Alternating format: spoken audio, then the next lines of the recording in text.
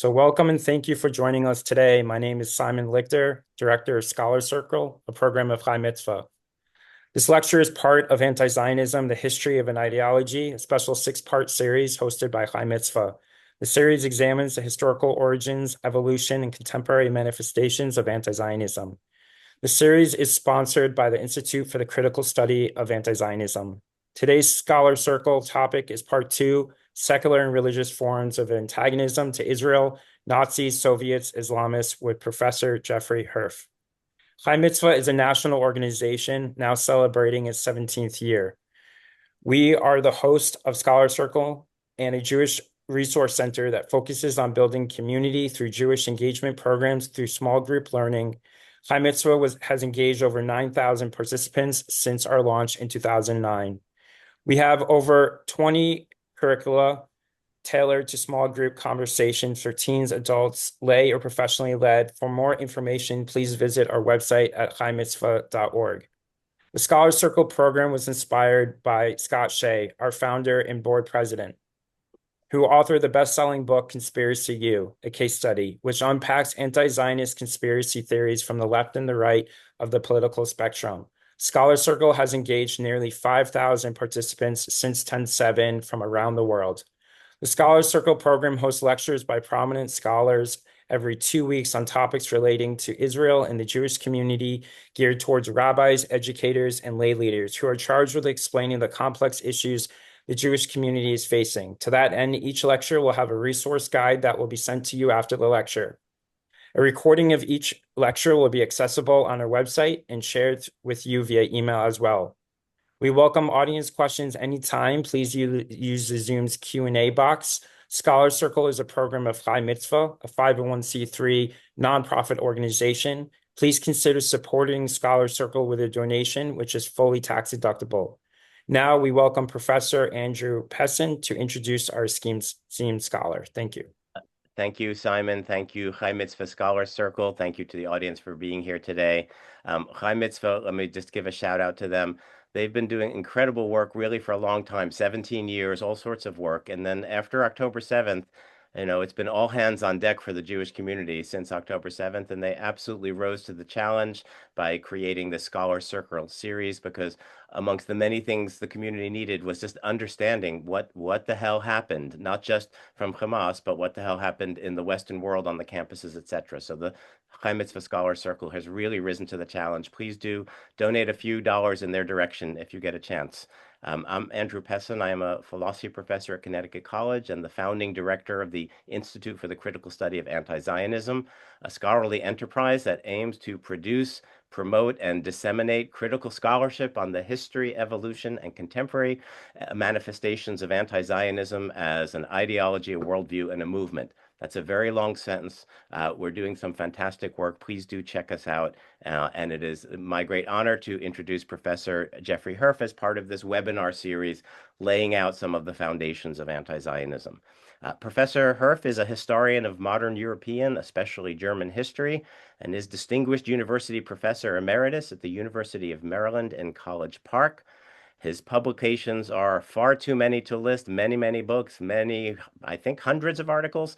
Amongst his most notable books, the ones that really impacted me include The Jewish Enemy, Nazi Propaganda During World War II and the Holocaust, Nazi Propaganda for the Arab World, which everyone must read, Israel's Moment, International Support for and Opposition to Establishing the Jewish State, 1945 to 1949, and most currently, Three Faces of Anti-Semitism, Right, Left, and Islamist.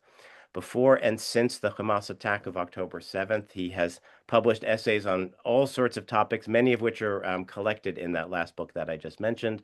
These essays have originally appeared in premier publications such as the New York Review of Books, Persuasion, Quillette, Sapir, the Israel Journal of Foreign Affairs, the Washington Post, and more. Professor Herf, welcome to the Scholar Circle. Well, Professor Pessin, Andrew, Scholar Circle, thank you, everyone, for this opportunity to speak to you.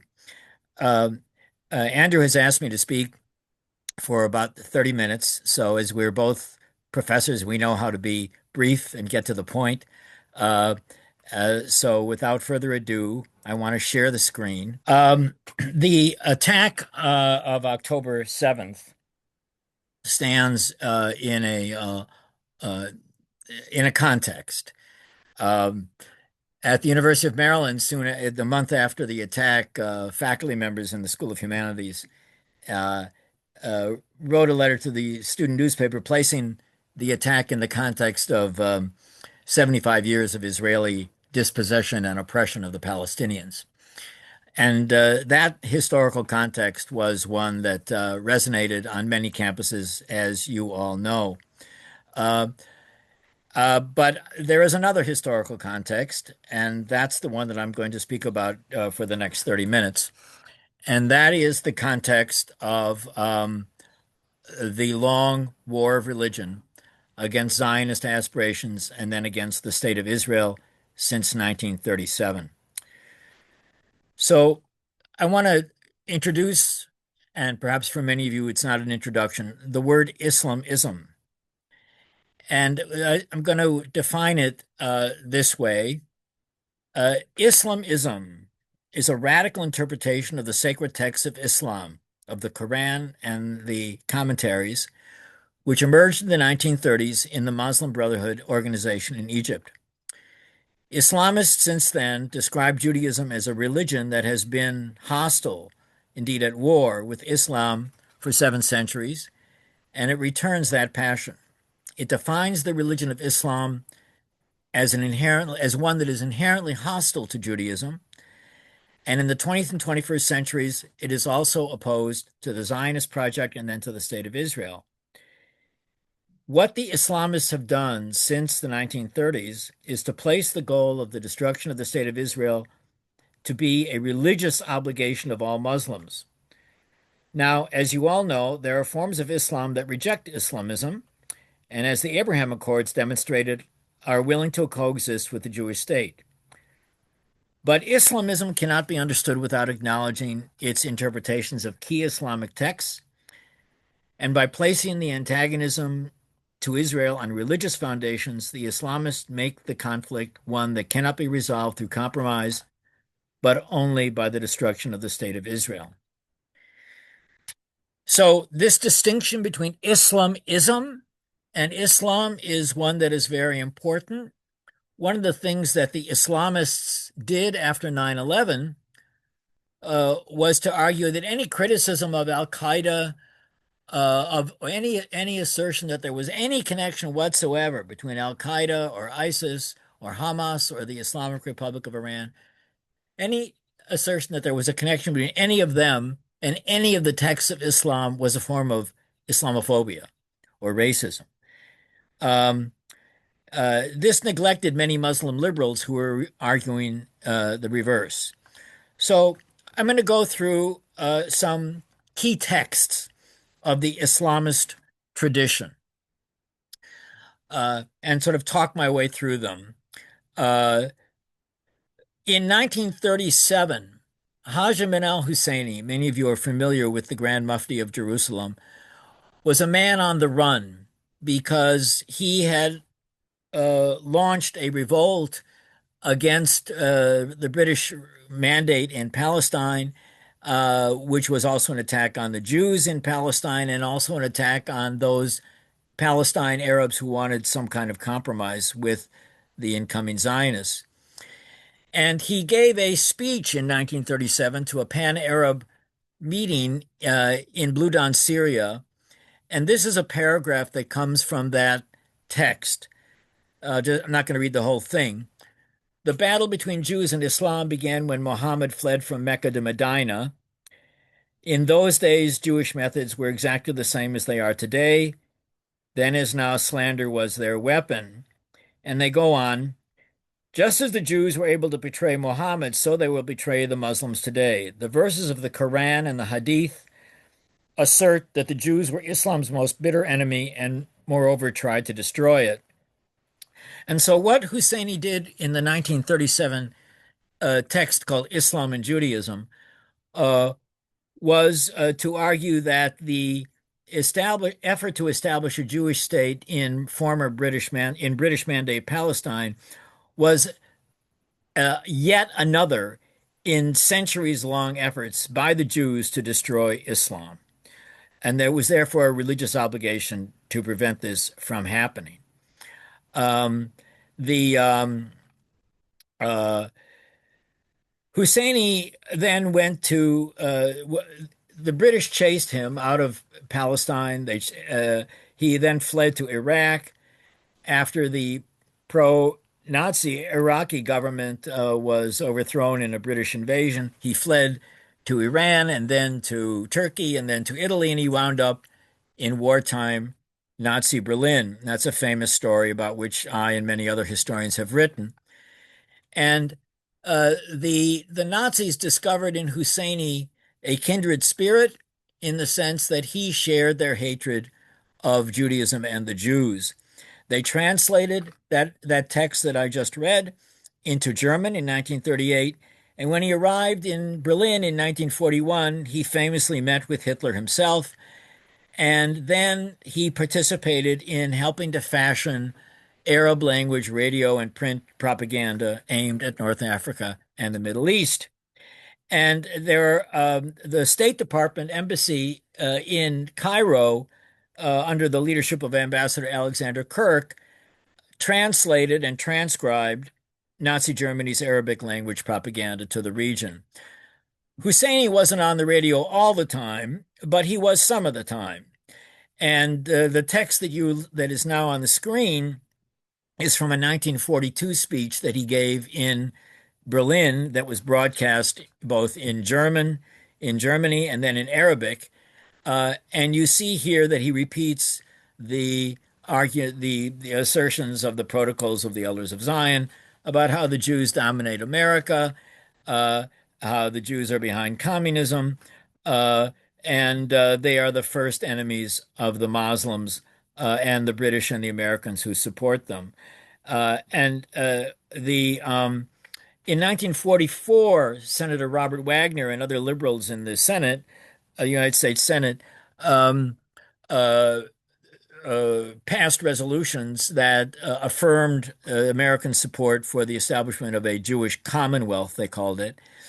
And in response, Husseini delivered this speech on the radio, Nazi radio, uh, in which he, on the radio, then urged listeners to kill the Jews wherever you find them. This pleases God, history, and religion, and God is with you. And there are many, many more such radio broadcasts that explicitly call for violence against the Jews and a prevention of the establishment of the Jewish state. In 1946, as a result of a set of very complicated events, which I can discuss in question period if you wish, Hajj Amin al-Husseini, quote, escaped from a very lenient house arrest in Paris. The French government had held him under arrest for a year after the war, and he returned to Cairo, and the leader of the Muslim Brotherhood, Hassan al-Banna, the founder of the Muslim Brotherhood, uh, wrote that the hearts of Arabs palpitated with joy at hearing that the Mufti has succeeded in reaching an Arab country. Germany and Hitler, excuse the typos, Germany and Hitler are gone, but Amin al-Husseini will continue the struggle. The Lord Almighty did not preserve Amin for nothing. There must be a divine purpose behind the preservation of the life of this man, namely the defeat of Zionism. Amin, march on. God is with you. We are behind you. We are willing to sacrifice our necks for the cause. To death, forward march. That was the leader of the Muslim Brotherhood. And as I have pointed out, and Matthias Kunzel, the German historian, and Benny Morris, the Israeli historian, and Ephraim Karsh and others, the Muslim Brotherhood and Husseini were important for launching the civil war against the United Nations Partition Resolution of November 1947 and beginning the civil war within Mandate Palestine, and he uh, holds important responsibility for launching that war. Um, uh, I see that I mentioned Said Qutb. I think I'm going to skip over Qutb, except um, his uh, his essay, "Our Struggle with the Jews" of the early 1950s, is a major statement of Islamist ideology. Paul Berman, in his 2004 classic "Terror and Liberalism," has an excellent discussion of Qutb. And Qutb, in that essay, suggested that the Holocaust was divine punishment for the sins of the Jews. That essay is not a case of Holocaust denial, but Holocaust justification. And Qutb, who was arrested and then hung by the Egyptian government under Gabel Nasser and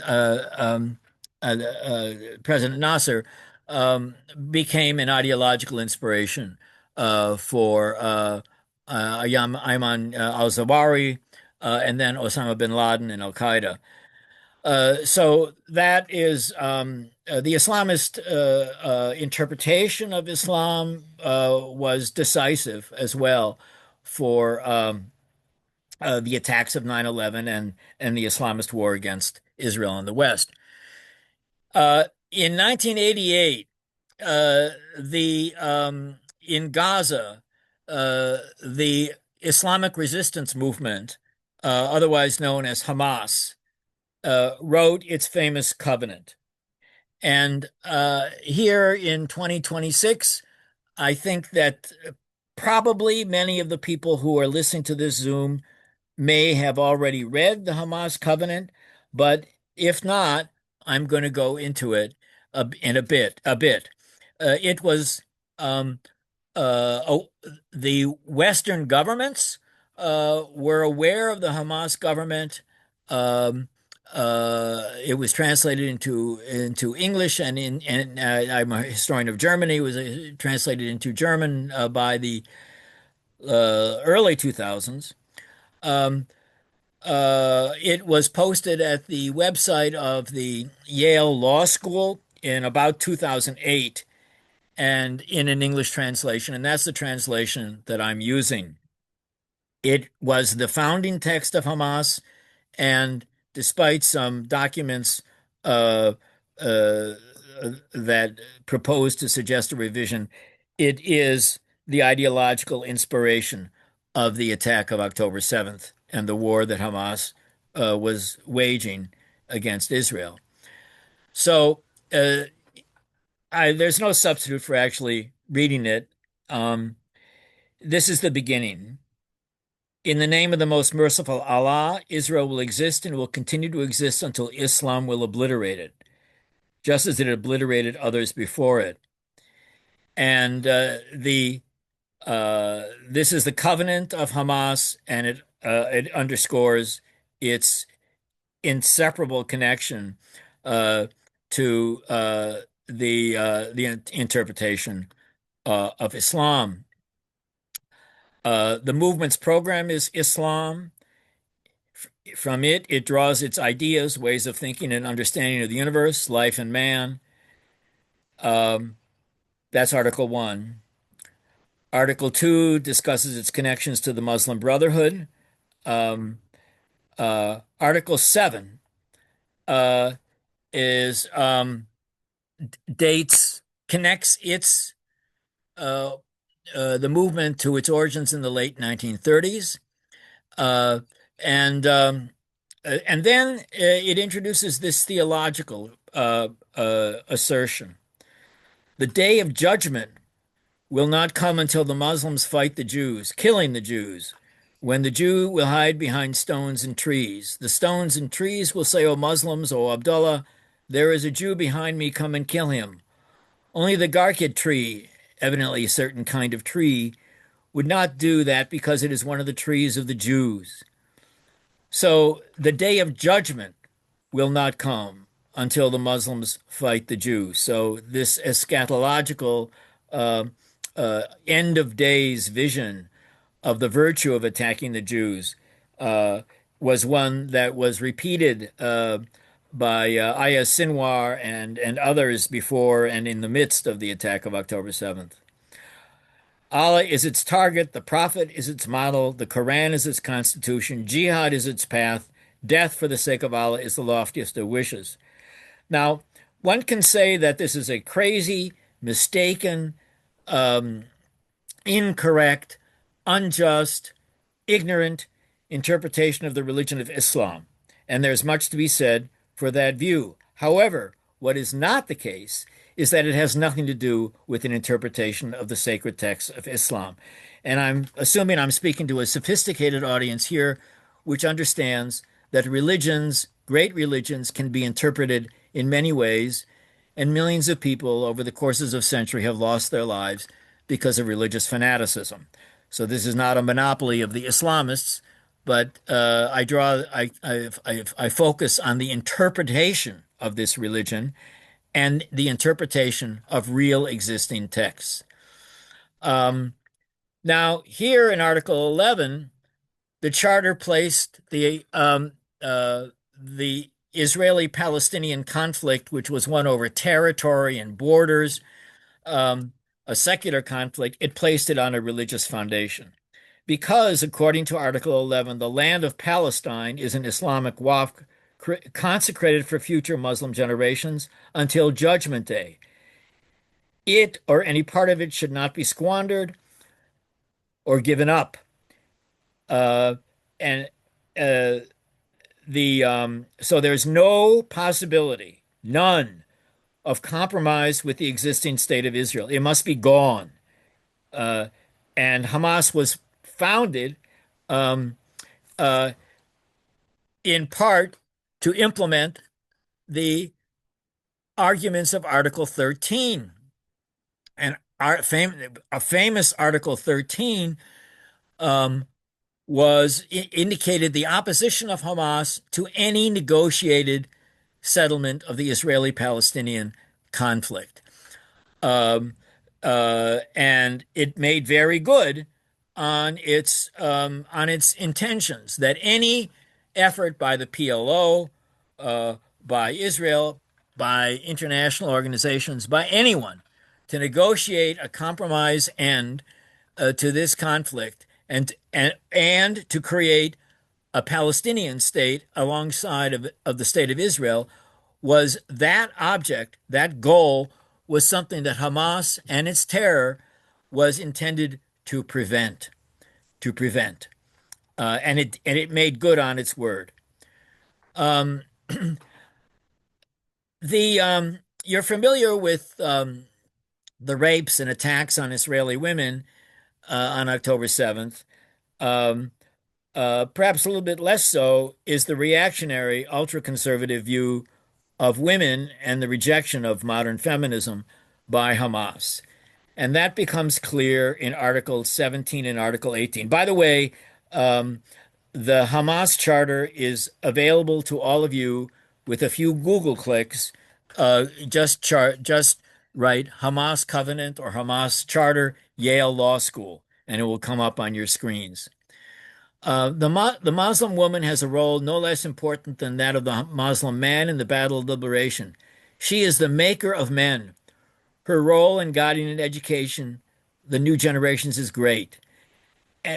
Or women and it goes on to reassert that the role of women for Hamas is that of which we in the United States and Europe and increasingly in parts of the Arab world as well would subordinate women to a second-class status. It is a profoundly conservative organization, profoundly culturally conservative, which is a paradox given the extent to which progressive and leftist forces in Europe and the United States repeated its slogans after October 7th.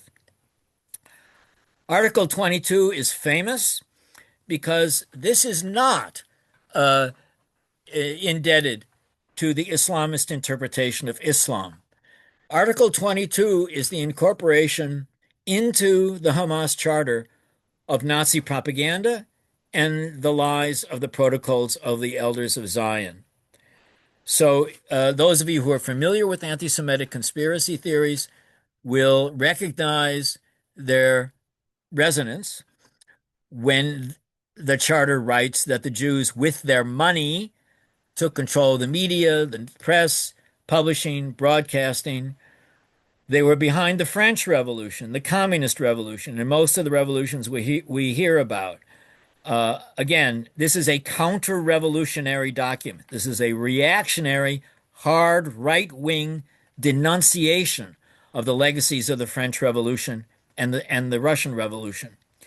But they also control imperialistic countries, and these Jews were very powerful. They caused World War I. They formed the League of Nations. They were also, you'll be surprised to learn, behind World War II, through which they made huge financial gains by trading in armaments.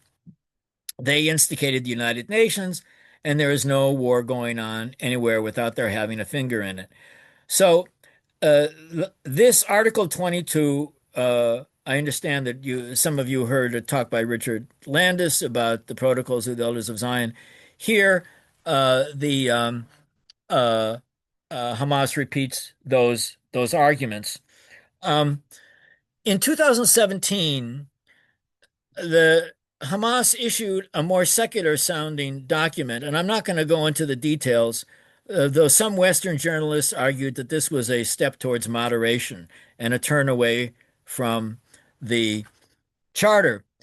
In the course of research I'm doing on the response of the German government to Hamas, I came across this in the files of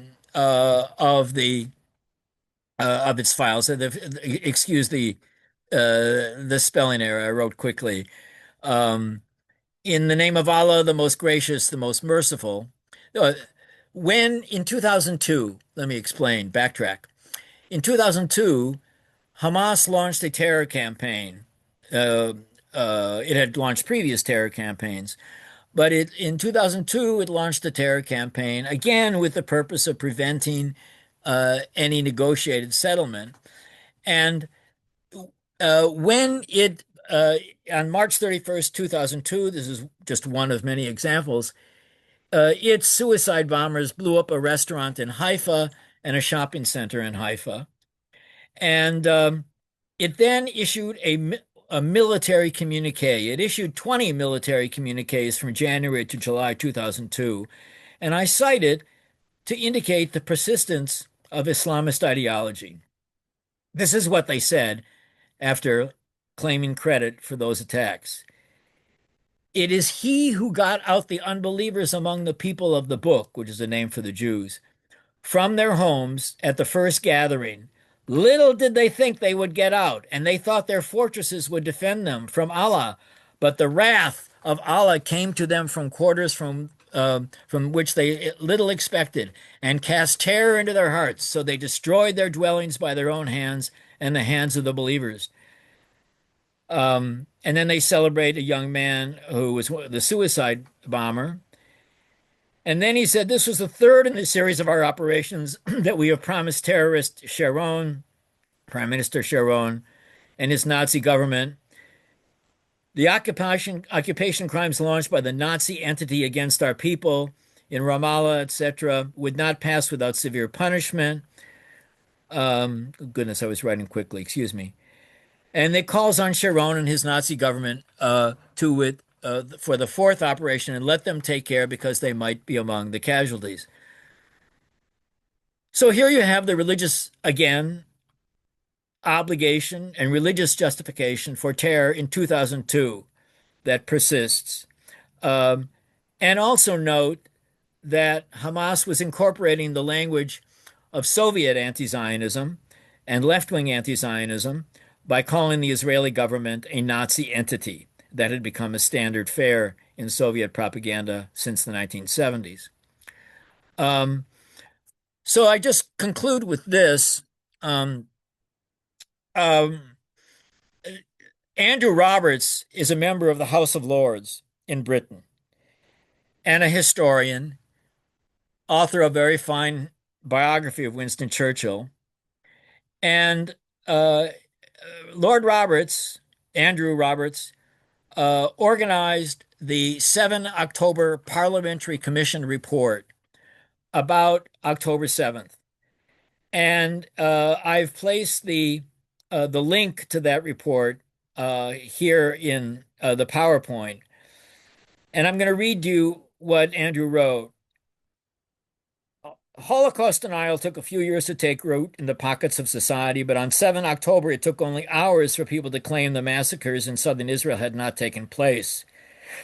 The present report has been undertaken to counter such pernicious views and lay down incontrovertible proof for now and years to come that nearly 1,200 innocent people were indeed murdered by Hamas and its allies, and very often in scenes of sadistic barbarism not seen in world history since the rape of Nanjing in 1937. If you have not read the Parliamentary Commission report, I would urge you to do so. One of the last point I would make is this, that and this goes back now to the Nazi Islamist alliance of the 1930s. You will, I think most of you recall that the Nazis created something called Einsatzgruppen, killing squads, mobile killing squads that murdered 1.5 million Jews with machine guns uh, from spring of 1941 to spring of 1942. And these were highly trained, and some of them highly educated, ideological fanatics.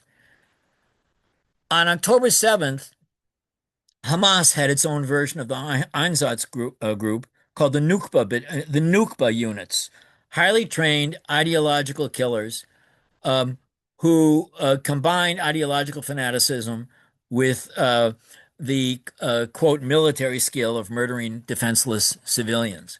Uh, and Michael Milstein, one of the scholars of the Dayan Center at the University of Tel Aviv, has written well about the Nukba units. So the irony, I conclude with this, um, the paradox and the irony of the protests in American university campuses and in Europe after October 7th was the following. By any stretch of, by any measure, Hamas is a product of the extreme right. It's a mixture of the extreme right in modern European history and of religious fundamentalism, of a most simple and violent sort. And yet, this movement that emerged from these sources became a cause célèbre, or at least was the source of apologetics on the part of people who called themselves progressives.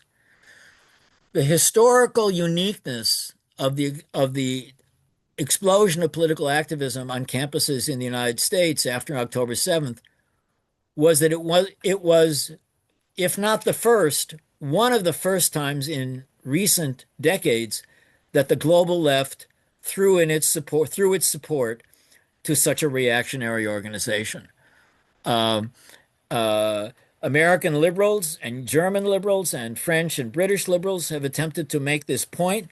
Um, we are a minority among liberals who are doing that, but I hope that this brief tour through some of the defining texts of Hamas illustrates why we have been attempting to do that. And with that, I will stop sharing the screen, and uh, if I can figure out how to do that, and look forward to your um, to your uh, I want to Questions. look forward to your comments and questions. Wonderful. Thank you so much, Professor Herf. Just a reminder, please feel free to drop your questions in the Q&A box. There's a few in there already. I have a couple that crossed my mind as I was listening to that very gripping and extraordinarily disturbing talk. So my question, which I'll start with, you anticipated right with the closing comment there, but it is so obvious just based on what you laid out, and I was actually not aware of the Bono quote that you gave, that Palestinian Arab movement, at least circa 1930s, 1940s, just is the continuation of the Nazi program, right? The links are 100%. The Mufti's carrying on the program. And then you had that Bana quote about, well, Hitler's gone, but the Mufti will continue the struggle. So I'm wondering, was it obvious to much of the Western world in, let's say, the 1940s and 1950s that the Palestinian Arab struggle was a continuation of the Nazis?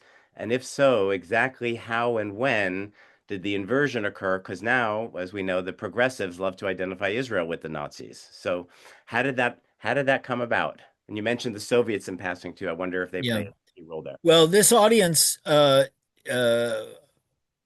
I this audience is a mix of young people and people who are a little bit less young. So some of the people who may be a little bit less young might remember that in 1947-48, the European and American left supported the establishment of the State of Israel.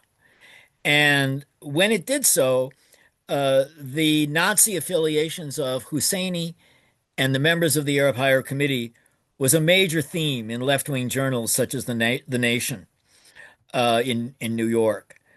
Um, and as a result, people like Husseini or Said Qutb or Hassan al-Banna were not the kind of people who could gain global support for the opposition to Israel.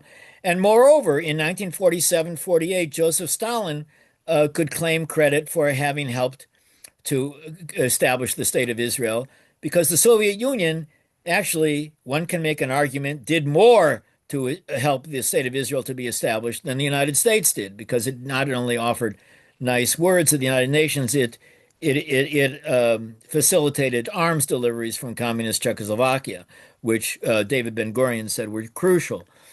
But to address your question, Andrew, the what happened then was that the Soviet Union concluded that it was mistaken in thinking that the new state of Israel would be pro-communist or pro-Soviet, and that instead, over time, with the oil and the numbers and the geography, that the Soviet Union would support the Arabs. And so, from the 1950s on, as Isabella Tabarovsky and other people have recently indicated, and I pointed that out in my work on Germany and undeclared wars with Israel. The Soviet Union made anti-Zionism respectable in the global left, and it presented anti-Zionism as a form of anti-fascism and anti-imperialism, and it turned the language of the left against the state of Israel. And that began in the 1950s, but it reached a crescendo after the Six-Day War of 1967 when the state of Israel defeated the Arab states' militaries who were supplied with Soviet weapons.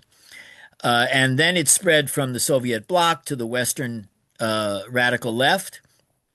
And it was then that in the mid and late 60s and early 70s that the Soviet bloc and then the global left turned against the state of Israel, which was now associated as a spearhead of American imperialism, a form of racism and apartheid, and all the things we've heard more recently.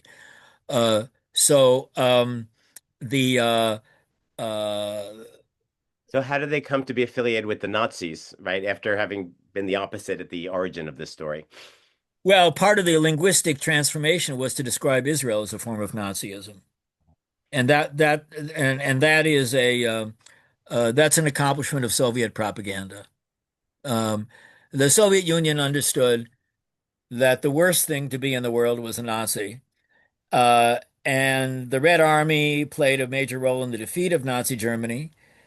So the Soviet Union could mobilize the international communist movement around anti-fascism. And what happened in late 60s, early 70s was the redefinition of anti-fascism in world politics. That it now meant genuine anti-fascism, now meant attempting to eliminate the state of Israel. Because the state of Israel was now a form of Nazism. And this was repeated over and over again, um, uh, both in Soviet propaganda, and then it entered into the propaganda of the New Left in the United States, the Red Army faction in West Germany, um, and that somehow uh, ending the state of Israel was a key element of accomplishing a global revolution against capitalism and imperialism. And with that, the anti-Zionist passion became intellectually respectable. Thank you. You just gave like a beautiful, succinct summary of the arc of this six-part series, which is really very, very, Yeah, very useful with well, that. One more follow-up question, then we've got loads of questions in the Q&A, I see, which is you mentioned at the end that, basically the Western campus progressives, you were remarking that they're allying themselves with this reactionary extreme right movement. So I want to understand how. Like, do they not know what much of what you just said, that this Hamas movement is a continuation of a genocidal Islamist ideology that long preceded Zionism, etc.? Are they just unaware of what the actual agenda of Hamas is? I don't really know what's in their heads. Okay. What I know is that I published Nazi propaganda for the Arab world in 2009. Matthias Consul published Jihad and Jew Hatred in 2004, and it was translated in English in 2007.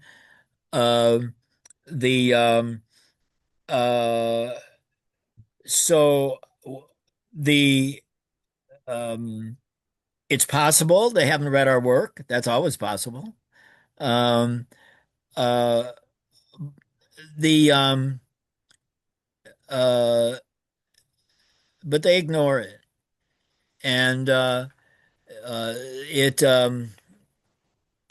this is not Ho Chi Minh or Che Guevara or uh, Fidel Castro, or these people are not communists. They're not. Yeah. Uh, and I'm not saying it would be great to support them if they were. I'm just pointing out that for progressives, this is, I want to stress this, the uniqueness of this moment of recent years is that progressives have rallied to the cause of a profoundly reactionary organization because the reason that they do so is because they have accepted the secular interpretation of the history of Israel as a form of racism and colonialism and settler colonialism and all. So basically, if you accept that interpretation that came from the Palestine Liberation Organization uh, since the 1960s, that for the PLO, there was no justification for the existence of the state of Israel. It was born in sin and continued in crime, and that if you then accept that, and then a bunch of religious fanatics decide that they want to also join in the battle, well, yes, you can understand they're crazy and they don't treat women right and they hang gay people and all that. But on the other hand, as they say, well, on the other hand, the enemy of my enemy is my ally. So um, they overlook the realities, and shockingly, they don't want to look closely on what happened on October 7th, and then when the war was going on, the obvious way to end the war and to save Palestinian lives in Gaza was for Hamas to surrender. Yeah. Release the hostages and end the war. But on campuses, uh, there were almost no slogans that free Hamas, free Gaza from Hamas. Right. So it's a the left. In how can I put it? The left is no longer anti-fascist in the way that leftists of the 1940s would have understood those terms. Okay. Thank you. And I think we need to flood the younger generation with your books, basically, to understand who they're supporting, although the last comment I have a lot I could say on, but we've got so many questions here. So let me start with someone is asking about the relationship between the Farhud and Nazism, etc. And I know you made a brief reference to the Mufti heading off to Iraq as part of his journey there. So could you say a little bit about what the Farhud was and what its relationship was to the Nazi sources that you Yeah, talked the about? uh, in 1941, there was a coup in Iraq that brought to power a government that was sympathetic to Nazi Germany. And this was an extremely important development for the history of World War II. Uh, and this was spring 41. That's before the United States was directly involved in the war. And Winston Churchill took the decision that a Nazi government in Iraq or a pro-Nazi government in Iraq would be a severe danger to the war and that it could facilitate a German invasion through Iraq into the Mediterranean, capture the oil fields, um, and possibly defeat Britain in the war. So this was very serious business. Uh, and therefore, Churchill ordered an invasion of Iraq. And the British did so and arrived in Baghdad and overthrew the government. The the Jews of Iraq, which, as the audience knows, had a long-standing, centuries-old Jewish community, were relieved that the British had come and overthrown this government. And the the response of those who had been overthrown was to launch a pogrom against the Jews of Baghdad and other cities. That is what is called the Farhud. I don't, at my fingertips, I don't know the number of people who were killed or houses destroyed or synagogues destroyed. Uh, it's easy. There are many books about this. Uh, but the um, uh, the argument of the pogromists was that the Jews were responsible for the British invasion, and that the Jews would be held collectively responsible for the fact that the British came to overthrow the government. Uh, and it was uh, a very bitter um, uh, and became a famous pogrom. That is Was the Mufti involved? Was he an instigator or did? You know, probably, I think he was in Baghdad at the time, but I'm a little vague on the exact details. But what his role in the Farhud was, I'm not sure. But it's important to say Husseini was not alone. Yeah. And the Mr. Kilani, who was the head of the government, also arrived in Berlin uh, uh, with Husseini. But the one of the issues that Andrew is certainly familiar with um, when we're talking about refugees and expulsion and dispossession uh, is the expulsion and dispossession of the Jewish community of Iraq after the establishment of the State of Israel in 1948. Andrew, you may have the figures at your fingertips. I think it's something like between 800,000 or a million Jews had lived in North Africa and in the Middle East for many centuries. Um, they were, as it were, indigenous to the Arab world. They were part of the Arab world. They spoke Arabic and Hebrew. And following the establishment of the State of Israel, uh, in one country after another, they were forced to flee, um, and some to Europe, but many to Israel, to the State of Israel. Um, and that is nobody. There was no right of return uh, Right. And to their today they're Arab called countries, which they today they're felt called very. When you read the literature about that, the Jews of the Arab world felt very this was their home, and they had been there for many centuries. So that expulsion, that dispossession, is one that has not received as much attention in world politics as the Palestinian refugee issue. All right, thank you. A question here is about this. We've had a lot of focus just in general in the media the last couple of years on Hamas for obvious reasons, including in your talk. But what about the Palestinian Authority today? What's the relationship between them and this ideology that you've been discussing? They do seem to share the same ultimate goal of eliminationism, but they're considered moderate by much of the world. The problem for the Palestinian Authority was that in order for it to establish a state alongside Israel, it would have had to have launched the civil war against Hamas. Um, Hamas threw members of the PLO and the Palestinian Authority off roofs uh, when it seized power in 2007 in Gaza. Uh, and the Palestinian Authority cooperated a lot with the state of Israel uh, in reporting on Hamas activities in the West Bank and all that.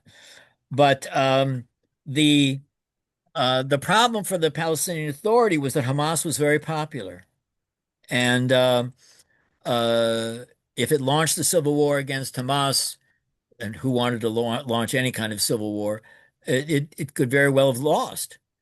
Um, the um, uh, the the PLO was always ambiguous about whether it was a revolutionary movement or a government, uh, but the uh, when there was an opportunity during the Oslo peace process, when Yitzhak Rabin and Shimon Peres were talking about doing a deal, and that there was some suggestion that maybe the Palestinians would be, then Hamas went on its terror rampage and blew things up and terrorized Israeli civilians. And it was at that point that the Israeli electorate, in its majority, then turned to the Likud and more right-wing governments. Uh, so um, the I don't want to get into Israeli politics and uh, Okay, so the just to come back to the starting point of the question, is the PLO or PA, um, are they Islamist in the same way Hamas is? Do they share the elimination no, like they're religious well, on the fanaticism? whole, no. Uh, but the question is, has the Palestinian Authority really distanced itself from the revolutionary aspirations that are evident in the documents of the 1960s and 70s? And there are many people who say yes, and that the Israeli government has missed opportunities. Um, but uh, the fear of the is not just Netanyahu, but the fear of the Israeli electorate is um, it's bad enough that Hamas came to control Gaza, and we saw what that led to. But if Hamas was in control of the West Bank, then it would be almost impossible, or very, very difficult for Israel to survive alongside such a government. So the it may be that the war against Iran, that the weakening of Hamas, the weakening of Hezbollah, the weakening of Iran, maybe the Abraham Accords, uh, the fact that the Arab states are now seemingly arrayed against Iran as well, maybe all of that will make it more possible for moderates to come to power in Palestinian politics. All right, so with that, Just let me just say one thing. I have a professor's disease of going on longer, but I reviewed a book recently about secular terrorist organizations in the 1970s. One of the things about an organization that declares armed struggle is that it not only threatens Israel, it threatens moderates within the Palestinian community who would want to make peace with Israel. right, Uh, right. and And that kind of dynamic goes back to the Mufti because there were potential compromisers in the population, but he was the armed method, the armed means was his, and he just used his weapons to remove his enemies or Yeah, his I mean opponents. the in the background there's always that Islamist threat that any compromise is a desecration. All right, so we have about 4.5 minutes, 5 minutes. We have a question. You mentioned moderation or moderate. So a person here asks to expand on your mention of Hamas's 2017 charter that attempted to be more moderate. In what way was it more moderate? And I guess the natural follow-up question is, was it just bullshit? Was it a mask, or was there a moment of moderation that maybe got eclipsed by subsequent events? It was not more moderate. Uh, I wrote an essay for Quillette called From the River to the Sea, which I think is not behind a paywall. And there I do a textual examination of the 2017 statement, which is unequivocal in its persistence that the state of Israel should not persist. It's not a document of moderation. It speaks in the more secular language of the global left. It doesn't refer to Allah, doesn't refer to the Quran. It doesn't refer to Islam as the driving force. That's why I read that military communique to the audience from 2002, because the military communique of 2002 is just one of many examples in which the Islamist core comes to the fore, well after the publication of the 2017 statement. Well, I thought you said it was 2002 was the communique. That's right. All right. Excuse, all right. It's a bit of postmodernist confusion of dates. The Dates are all relative, as we know anyway. But right, right. That's right. The in Quillette on October 10th, I published a an essay called "The Ideology of Mass Murder," and that was a uh, and I and there I examined the connection between the charter and October 7th. If there had been moderation, October 7th would not have happened. right, There's no reason for the attack of October 7th if the goal was a Palestinian state alongside Israel.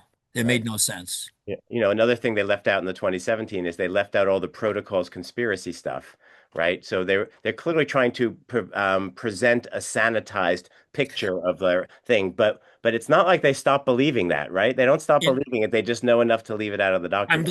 I'm glad you made that point, Andrew, because the 2017 statement was politically successful. It was. It convinced a lot of Yes. Europeans, especially like, oh, right, they're moderate. They're coming to the table. They're not so But crazy. also it also convinced a lot of American leftists. Yeah.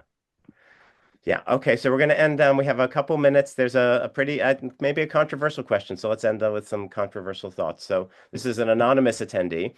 Given what you're portraying as the antipathy of deep Muslim belief that you've highlighted, right? And as you said, the Islamism is never, right now it's front and center, but it's never far from that center. What is the argument for not driving out the Arabs from lands that adjoin and potentially endanger Israel? Is the belief that if Israel behaves tolerantly, these adjoining Arabs will transform their underlying religious antipathy into one that's tolerant of Israel? Because if not, does that then justify some very, very strong controversial measures Benjamin Netanyahu understands that that policy is insane. of Uh, yeah, expelling? yeah, that the assumption of that question is nuts. One of the things that's very important to keep in mind always is that Israel is not only geographically small, but there are only 10 million Israelis. And there are many, many more millions of Muslims in this world, over a billion. So there is no alternative to coexistence with the Arabs. Uh, and the idea of driving the Muslims out uh, is just a recipe for endless war. It's both wrong. It's not serious. Uh, and the and I think, ironically, I think Netanyahu understood that.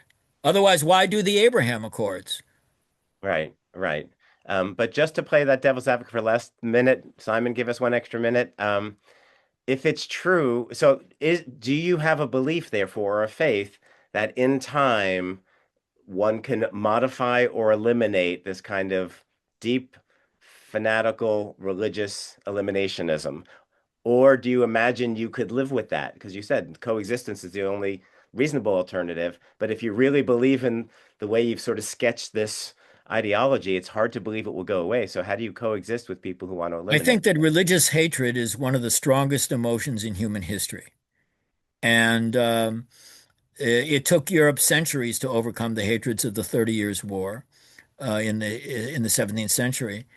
Um, it's going to take a while. These fires are going to burn for quite a while. But um, I think that there is an exhaustion in the Arab world with this kind of hatred, um, and that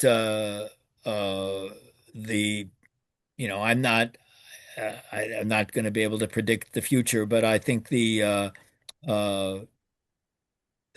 the the criticism of religious fanaticism, this Enlightenment tradition, is one that needs to receive uh, more attention in our discussions of all of these related issues.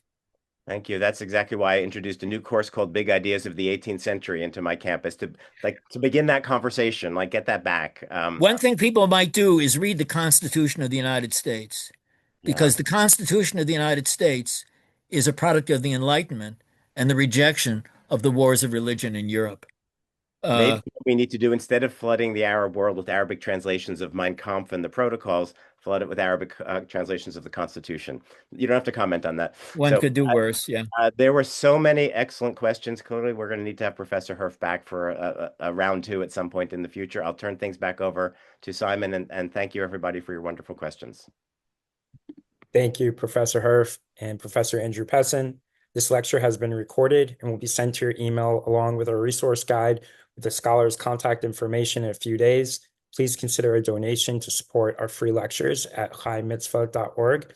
Thank you, Andrew, for calling that out.